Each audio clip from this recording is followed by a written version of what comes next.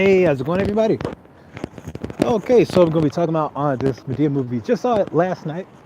I think it was pretty good. Um, I don't have much of an issue. Um, I guess I do have a criticism, and that's just for criticisms in regards to Tyler Perry's movies.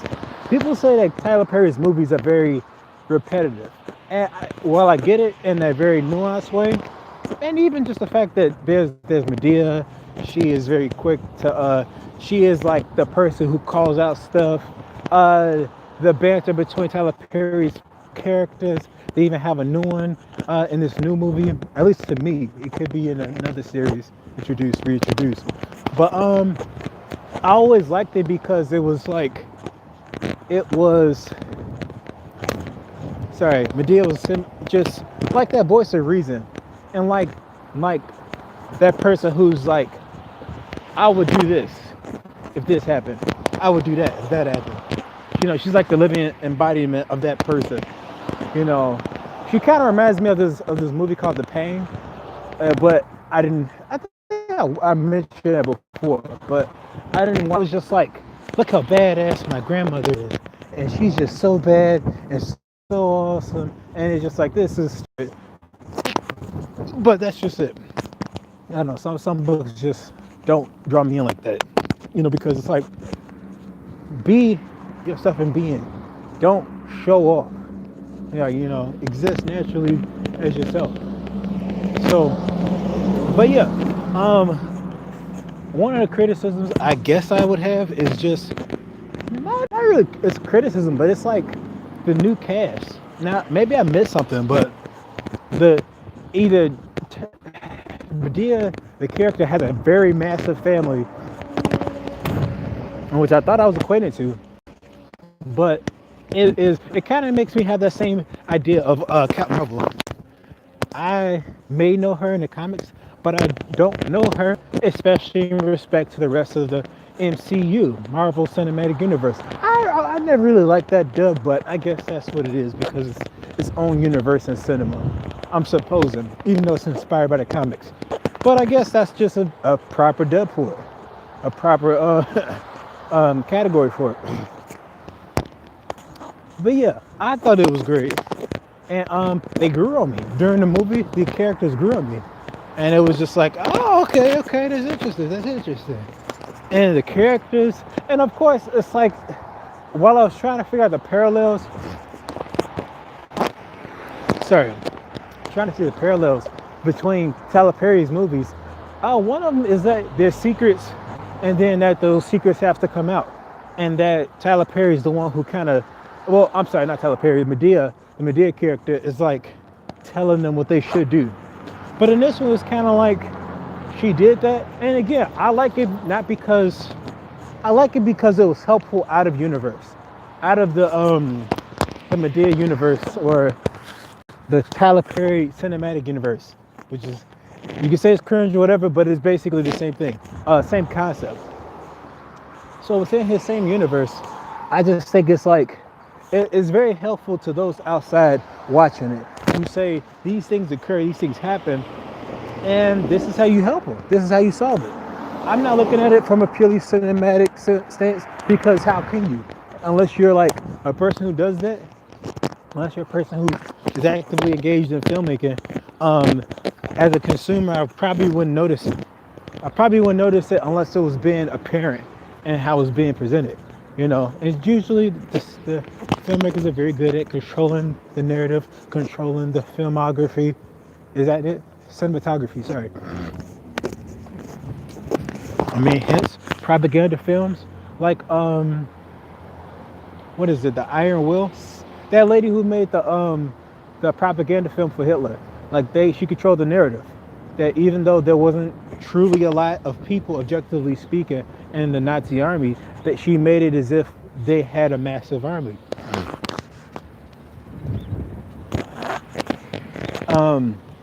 So it makes me think about just just that aspect, how when people criticize films, especially culturally different films that they're not really used to, it makes me wonder if there's some cognitive dissonance regarding the actual film itself and not the cinematography of the film.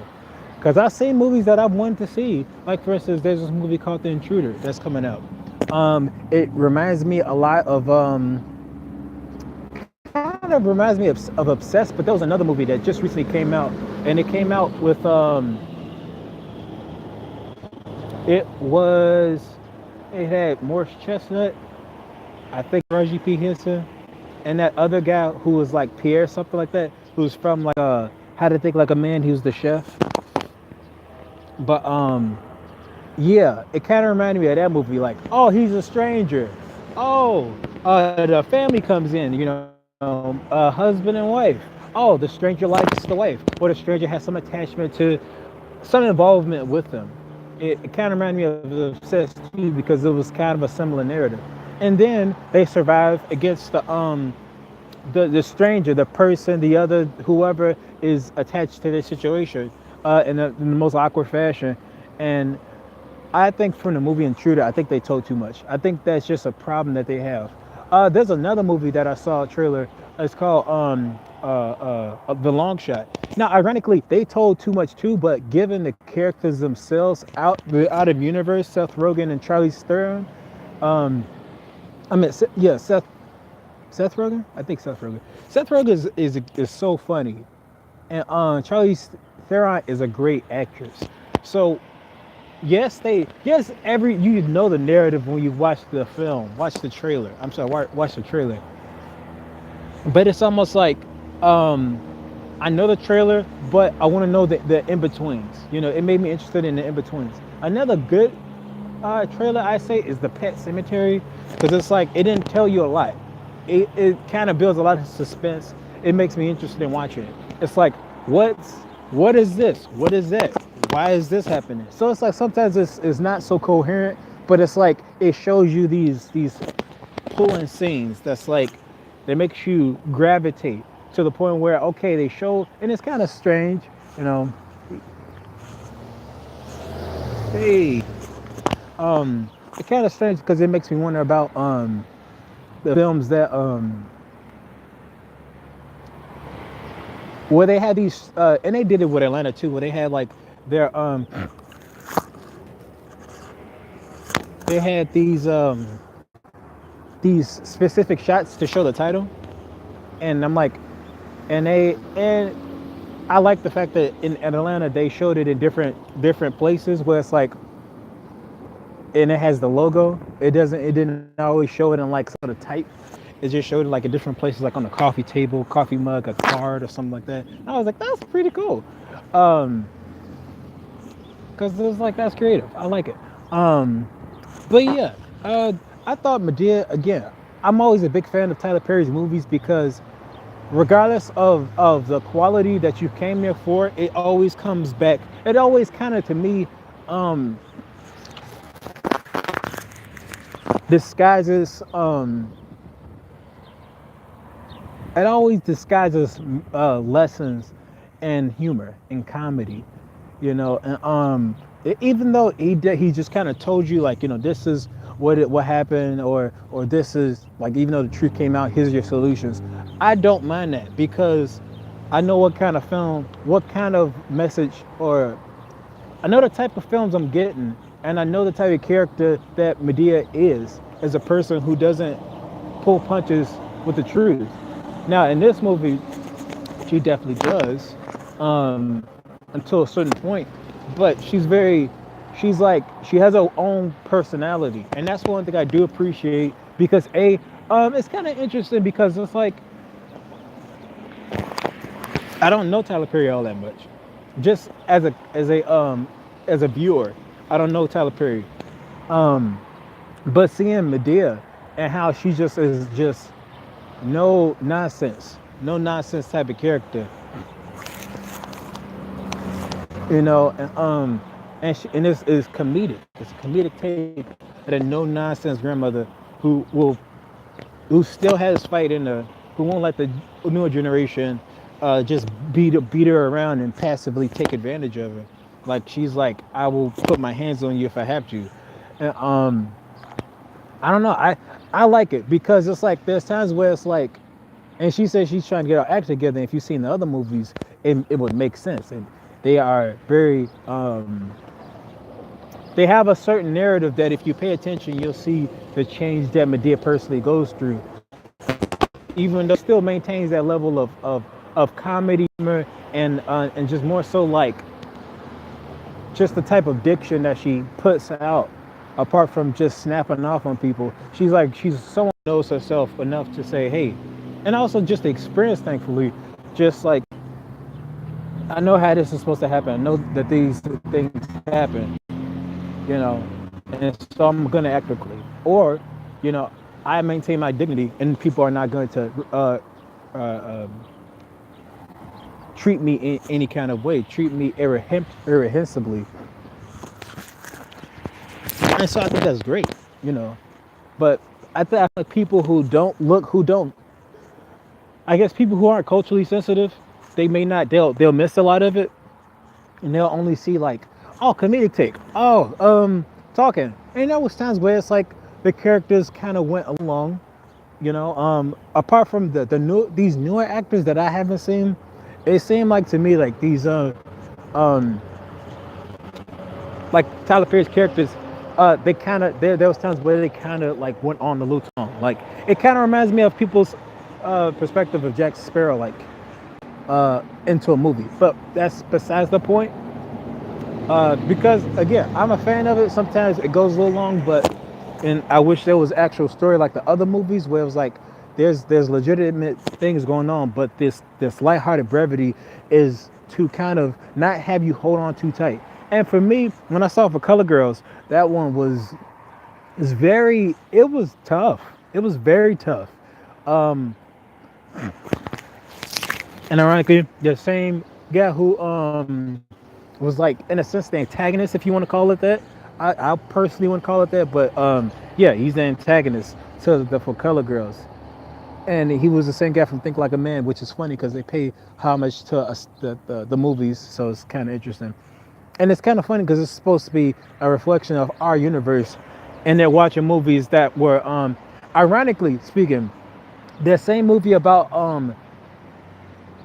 no, yeah, it was kind of funny because it was almost an inception of sorts, because the same guy who played Think Like a Man, the same one who played that guy from the movie with Taraji P. Henson and Morris Chestnut with that thriller of some sort, drama thriller, I don't know. And the ones from Think Like a Man, they all kind of played off each other because one of them was from the past, and he made a homage from the past, and then the movie that they watched in that movie was a movie that was coming out.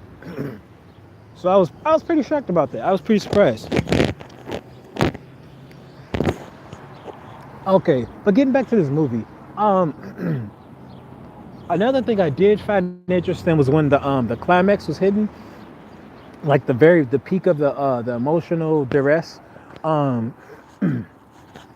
I found it very interesting how each person had, and even Medea, it was like it was almost like it was unexpected at its end. Um, no, not too expected, but it's unexpected to the point where some people some people moved on. And my problem with the criticisms of Tyler Perry movies is that for some reason we think we don't need happy endings. You know, we don't need endings where people get their ish resolved. And I think I think that's kind of false. That's very fallacious and that sometimes irresponsible. Um, like there's problems that involve that, and one thing I do love about the Madea character is that she tells people what needs to be done. Like like when the stuff occurs and after the aftermath, she tells them how do you move on. And another thing is like it has a turn, a small turn, and it's like, oh wow, this happened. And it's like, you know, it shows that hey, there's some hope. There's despite the craziness, there's still an upside. And I'm not mad. I'm not mad at the outcome. because given that people have their own ways of coping and dealing with stuff, and that's what I was happy about, because people keep assuming that like that. I think one thing that they assume, and this again, this is my problem with critics, because I'm like, they're not really, they're just articulate, but just because you're articulate doesn't mean you're intelligent. And my problem is just like they think bleh, I'm sorry. They think that Perry's movies are bad when they're just predictable. Like that even Mad Black Woman, great film. Um, I don't think I've seen Madea Goes to Jail. I'm not even sure if that was a movie. Um, Boo number one was good. Boo number two wasn't. To me, it wasn't that good. It paled in comparison. It was just like, and they had Fousey Tube on there, which was pretty cool. Actually, he was in the first one too, and it was funny because they, like, even in that one, in Boo number one, where the lady, like the female protagonist, apart from Medea, is, I don't know, secondary side character, whatever. I'm sorry, I'm coming with a case of the cold, but I'm hoping not. I'm having a sore throat. But yeah, she's trying to get into this party, right? And the guy Pussy 2 plays as is like, the guy, the fraternity brother. And then later on, when she's trying to get in there, and then she finally realizes, oh snap, you're not 18, and she's like, yeah, I guess not. And the dude screams like a female. He has a high pitch, a feminine pitch, where he's like freaking out, like, oh snap. And then the other guy does it, and it's funny to me, because it's like, that to me would be it's funny, but it's a good response. Like, again, that's like morality disguised as humor, because and I think that's great. That's great. People don't understand the magnitude of it. I don't know why, but it's very appropriate, very deemed very appropriate, when a guy who's older and he realizes, oh, you're younger, this is not good, you know. And it's not even, it was like he tried, and then when he realized, he's like, this is bad, I'm backing off. Like that, no, like it was like he completely rejected that idea of continuing this sexual encounter because of her age. And I'm like, that's appropriate. And that's one thing I will continue to appreciate Tyler Perry movies, because they disguise morality through humor. Sorry. And he does it with plenty of his other movies. He gives a happy ending, and I'm like, I don't care if it's predictable. It's helpful. It's helpful out of universe. I'm like, for the mythos of superheroes, okay, you can have a tragic ending because these people aren't real, and they're not really affecting anything. And of course, if you see in the comics, you already know the answer. For Infinity War, Endgame, if you read the comics, I haven't, but from what I've heard, it's a happy ending. Like, I have rewatched Infinity War, and I was still like, dang, like I was just kind of shook. Like, this is crazy. And I think that was very well done. But yeah, with Tyler Perry's Madea Funeral, very good movie. Very good movie. If I even give it a scale, I'd give it a 6 or a 7.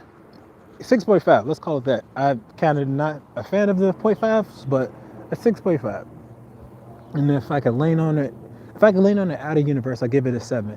But give it for a film on its own, and taking into account of the other films and the creativity and the diversity and the variety of it, I'd probably give it a 5. And even that, like a 6.5, because I'm like, it's a great film, directed well. The characters, another thing I do want to say is, and you can take this how you want.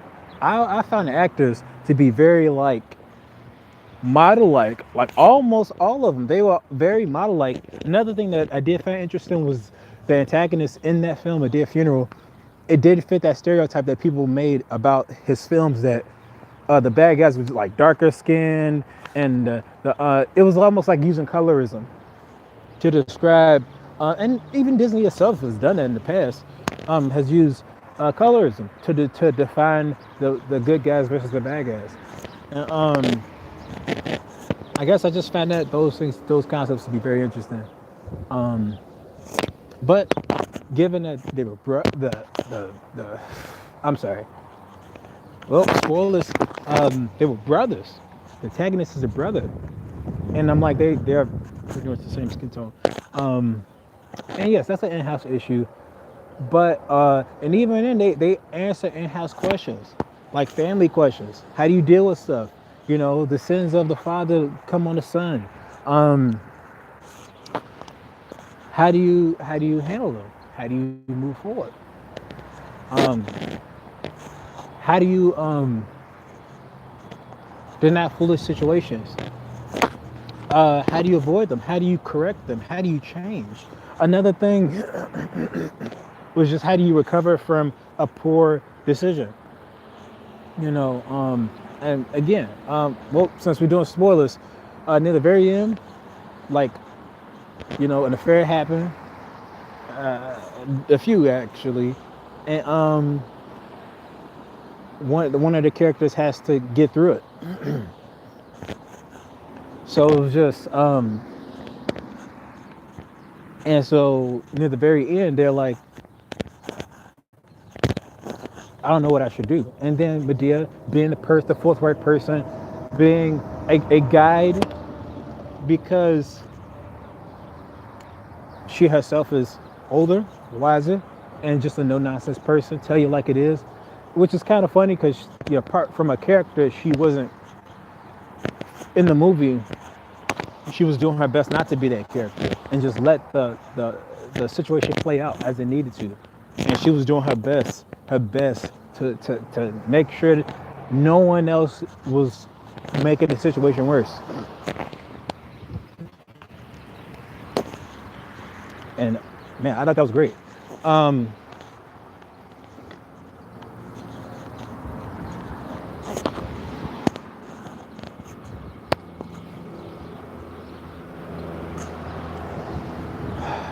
but yeah, that's it. I guess that's it. Um, yeah. If you're interested in other content, or just other things in regards to the movies, let me know. I'll see if I could take a look at the movies. But for now, this is me.